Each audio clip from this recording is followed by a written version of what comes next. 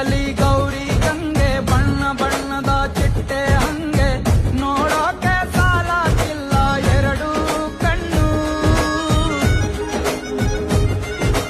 ಗಂಡು ಹೈಕಳು ಬೆಪ್ಪಾಗವ್ರೆ ಬೆರಗು ಕಣ್ಣಲ್ಲಿ ನೋಡ್ತಾ ಅವ್ರೆ ದಾವಣಿಲೆ ಬೀಸುತ್ತಾರೆ ಹೆಣ್ಣೈಕಳು.